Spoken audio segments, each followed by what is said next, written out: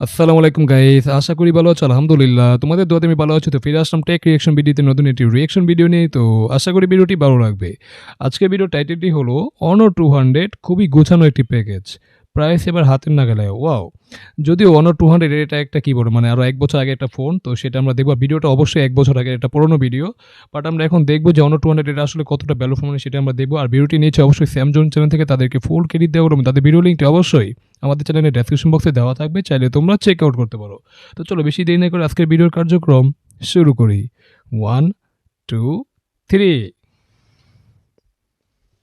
Mid range price পয়েন্টে phone কেনার চিন্তা ভাবনা করছেন তো ভিডিও এটা মিস দিয়ে না, কারণ পারফেক্ট ডিল কাকে বলে এটা ওয়াও! দেখলে আপনি বুঝতে পারবেন। এটা যে Honor 200 এটা যে ১ বছর আগে একটা পুরনো ফোন দেখে মনেই হচ্ছে না ভাই। ফোনটা দেখতে ভাই খুবই প্রিমিয়াম, একদম খুবই একদম পারফেক্ট বলা যায়। প্রিমিয়ামের মধ্যে একদম বেস্ট। ঠিক আছে? তো চলো ভিডিও প্লে করি। পারফেক্ট হয়ে যায় তখনই হুম। যখন দাম আগের চেয়ে আরো 10,000 টাকা কমে ওয়াও, পাওয়া ওয়াও, যায়। ইমপ্রেসিভ। Honor 200 এই ফোনের রিভিউর জন্য আপনারা অনেকেই রিকোয়েস্ট করছিলেন। দেখুন, যাদের বাজেট কিনা মিড রেঞ্জে রয়েছে এবং ভালো একটা ক্যামেরার জন্য ডিভাইস কিনতে চাচ্ছেন, ডেফিনেটলি এটার দিকে একবার আপনার দেখা উচিত। ওকে। ভালো ডিসপ্লে চান, হ্যাঁ সেটাও এখানে আছে।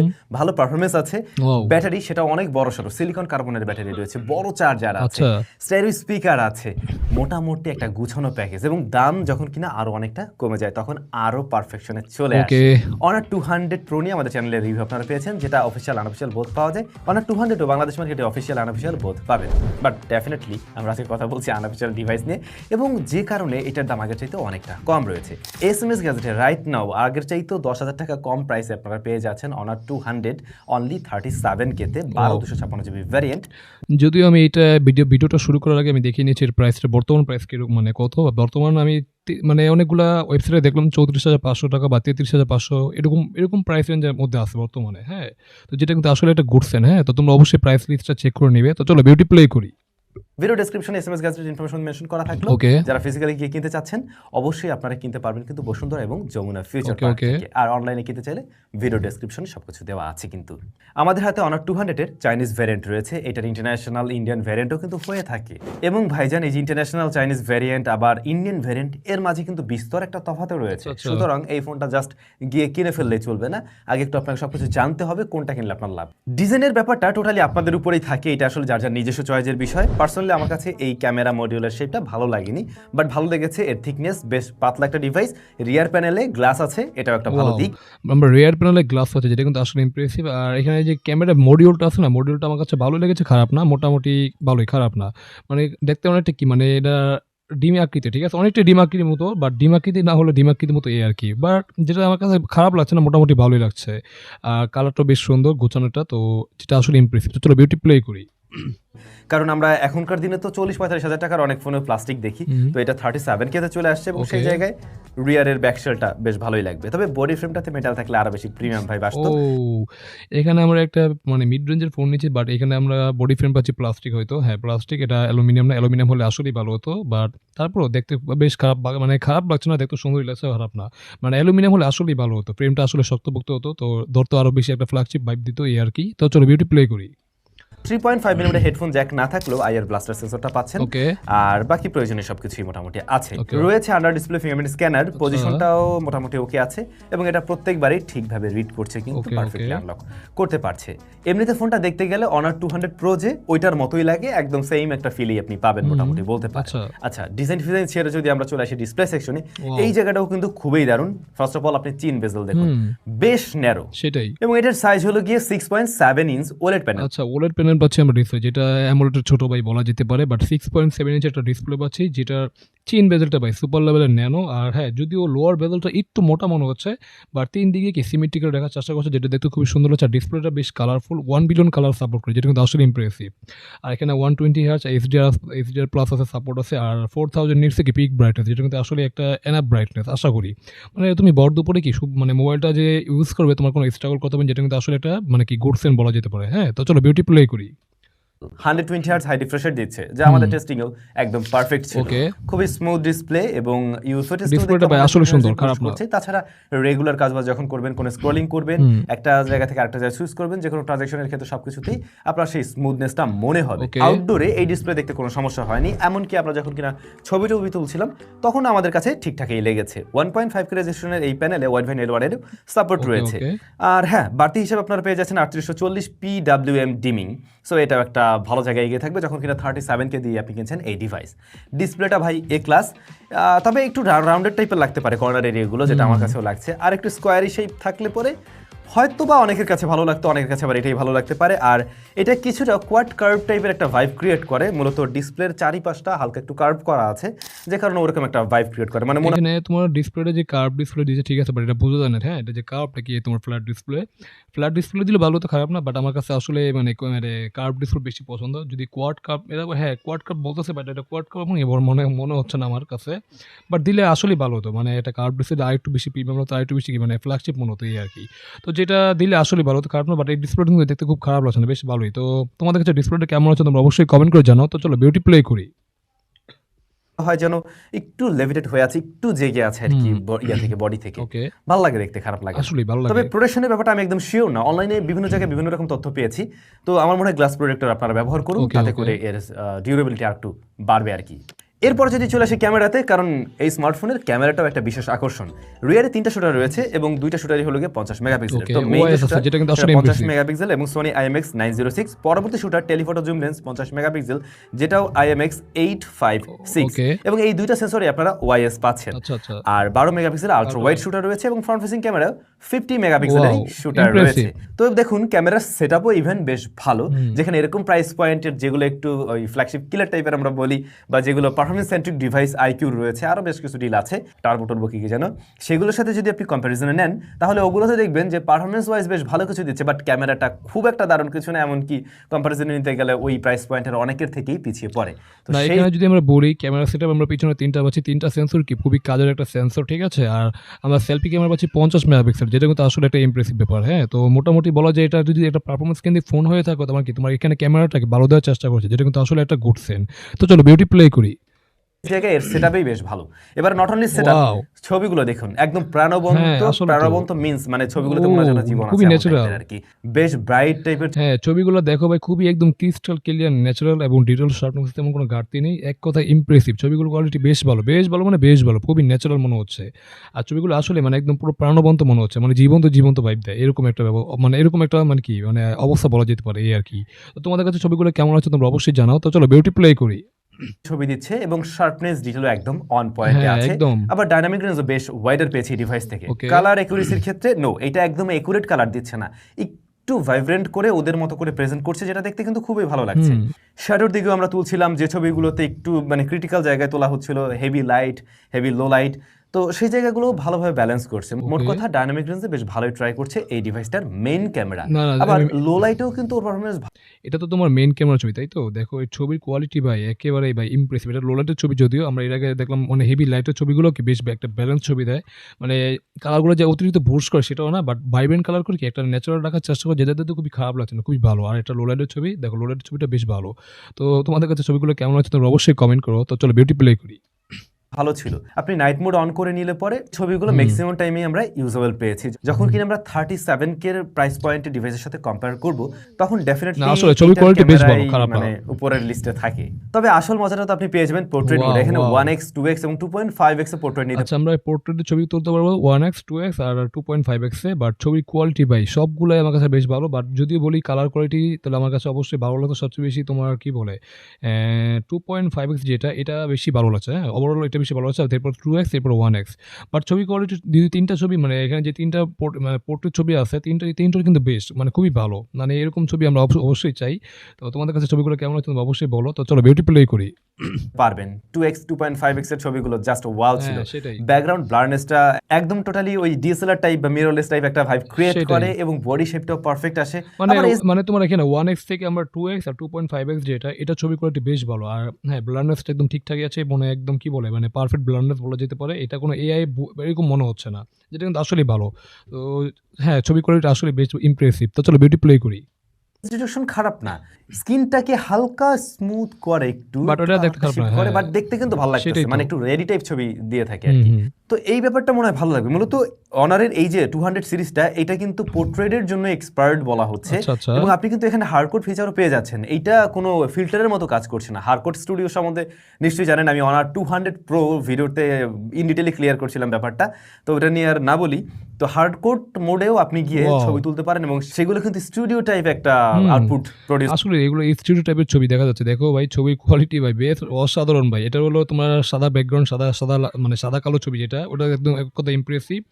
আর বাকি দুইটা দেখো, মানে প্রথম ছবিটা বেশ কালারফুল মনে হচ্ছে, যেটা স্টুডিও টাইপ ভাইব দিচ্ছে, আর এটা মোটামুটি সবগুলো মানে ব্যালেন্স বলা যায়। হ্যাঁ, তো ওভারঅল ছবির কোয়ালিটি আসলে বেশ ভালো। তো তোমরা যদি চাও ক্যামেরার জন্য একটা ফোন নিতে, তাহলে অবশ্যই আমি 1 or 200 কি অবশ্যই তোমাদেরকে সাজেস্ট করতে পারি। তো অনায়াসে কি নির্দ্বিধায় কি তোমরা এটা নিতেই পারো।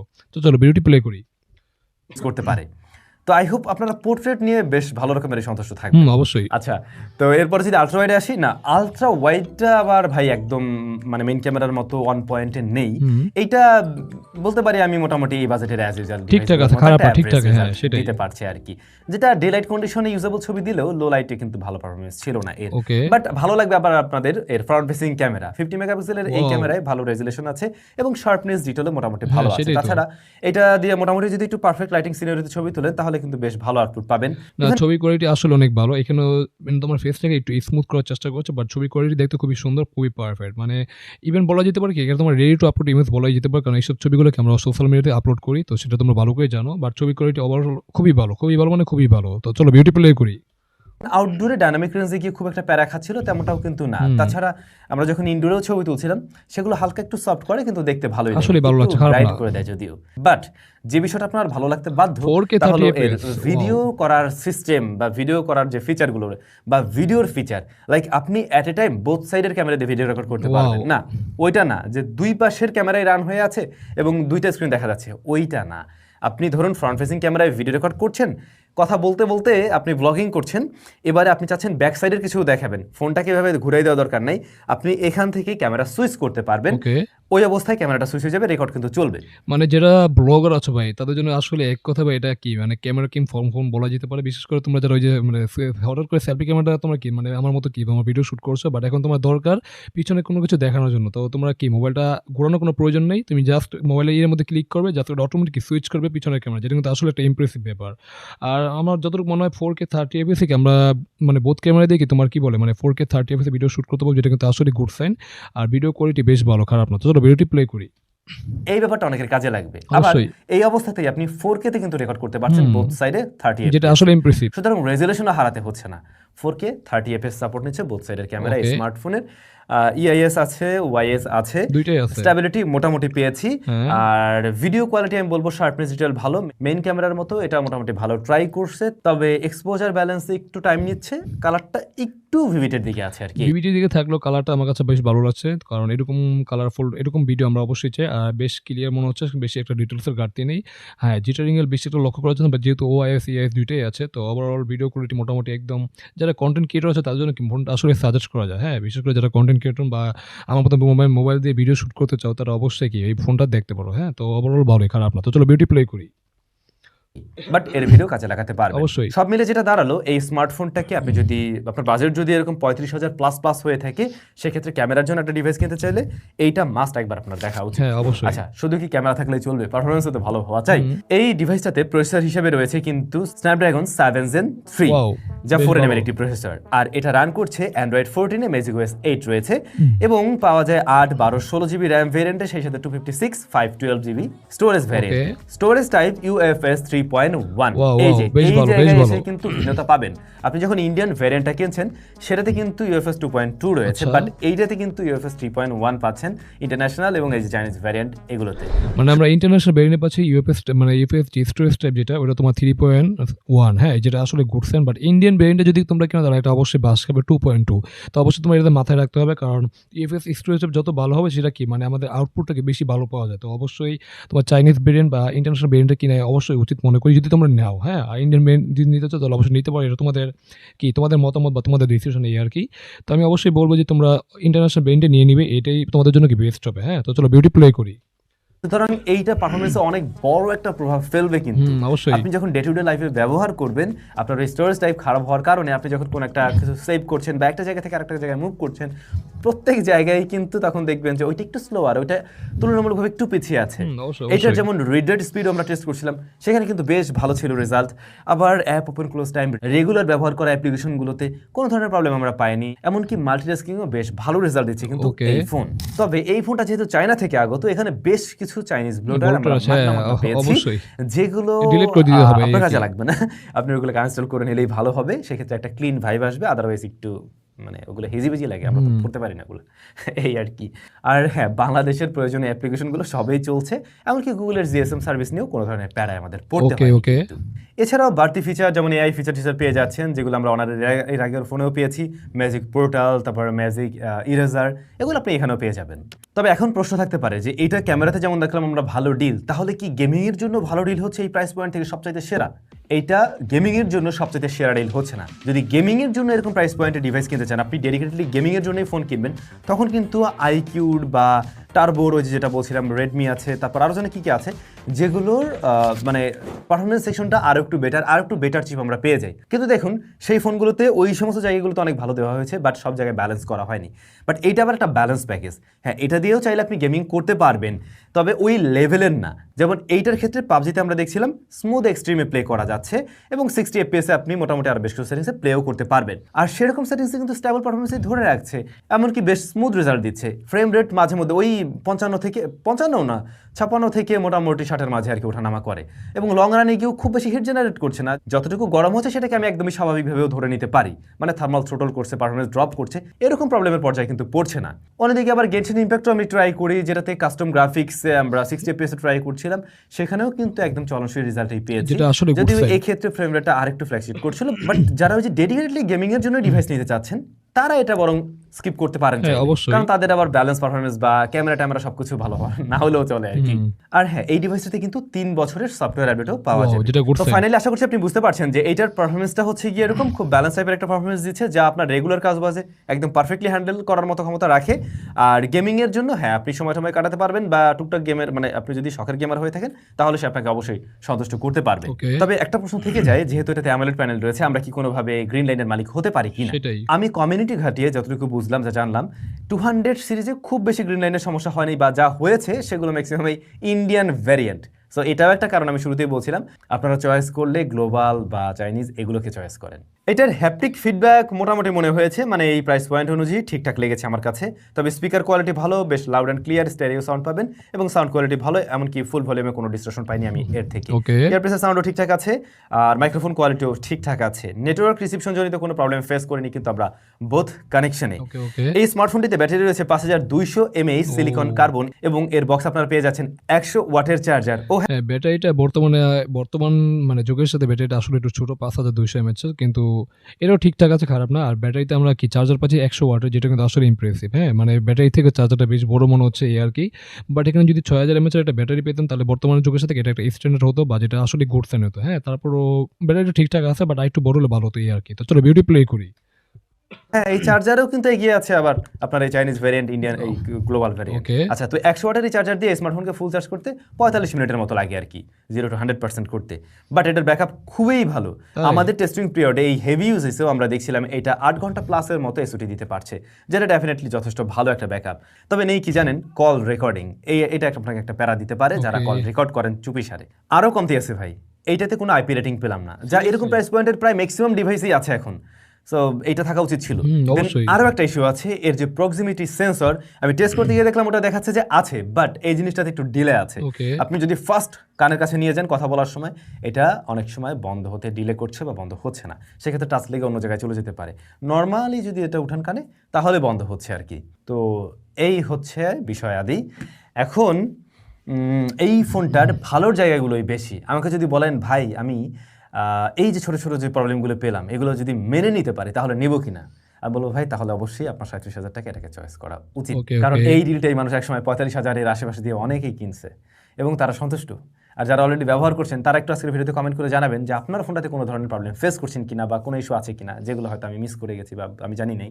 সেক্ষেত্রে যারা এই ফোনটা কিনবে তাদের জন্য একটু হেল্প হবে অবশ্যই। বাট আমাদের কাছে যতদিন আছে এই ফোন, অনেকদিন ধরেই আছে, আমাদের দেখা মতে one of the best deal right now, এরকম প্রাইস পয়েন্টে রিকমেন্ড করাই যায়। আপনাদের কাছে কেমন লাগলো কমেন্ট করে জানাবেন। সবাই ভালো থাকবেন, দেখা হচ্ছে স্যামসাংয়ের নতুন ভিডিওতে। Tell them take care. তো যাই হোক গাইস, আমরা এখানে ভিডিওটি শেষ করে ফেললাম। তো আমরা দেখে নিলাম 1 or 200 এর কি মানে ফুল রিভিউ, মানে একটা গোছানো প্যাকেজ বলা যেতে পারে। এটা আসলে এটা মোটামুটি ব্যালেন্স বা অলরাউন্ডার ফোন বলা যেতে পারে, ঠিক আছে? বর্তমানে এর প্রাইস আমি দেখেছি অবশ্যই 33,400, যদিও এটা 1 বছর আগের একটা ভিডিও। তো অবশ্যই তোমরা চাইলে এটা নিতে পারো, মানে যাদের ক্যামেরা প্রয়োজন বা ক্যামেরা কিং ফোন প্রয়োজন বা ক্যামেরা দিয়ে তোমরা ভিডিও করো বা কনটেন্ট ক্রিয়েটর যারা আছো তারা অবশ্যই ফোনটাকে দেখতে পারো, কারণ ফোনটা বেশ ভালো, ক্যামেরা ফোন হিসেবে বেশ ভালো। আর চিপসেট যদি বলি স্ন্যাপড্রাগন 7 Gen 3, যেটা কিন্তু এটা মোটামুটি একটা ব্যালেন্স চিপসেট বা খুবই ভালো একটা চিপসেট বলা যেতে পারে। ওটাতে তুমি মোটামুটি গেমিং থেকে শুরু করে সবই করতে পারো, রেগুলার কাজ বা সব করতে কোনো সমস্যা হবে না। তো ওভারঅল যদি একটা গোছানো প্যাকেজ নিতে চাও মিড রেঞ্জের মধ্যে, তাহলে এই ফোনটা তোমরা অবশ্যই দেখতে পারো। তো এটাই ছিল ভিডিও কনক্লুশন, বেশি বড় করলাম না, কারণ যা বলার তো আমরা ভিডিও মাঝখানে বলে দিই, তাই না? তো অবশ্যই তোমরা চাইলে দেখতে পারো। তো এই ছিল ভিডিও। তো তোমাদের কাছে ভিডিওটা আজকে কেমন হলো তোমরা অবশ্যই কমেন্ট করে জানাও। ভালো লাগলে অবশ্যই লাইক, কমেন্ট, শেয়ার। চ্যানেলে নতুন হলে অবশ্যই আমাদের চ্যানেলটিকে must subscribe and get the bell icon. তো চলো দেখা হবে নতুন কোনো ভিডিওতে। সে পর্যন্ত তোমরা ভালো থাকো। আল্লাহ হাফেজ।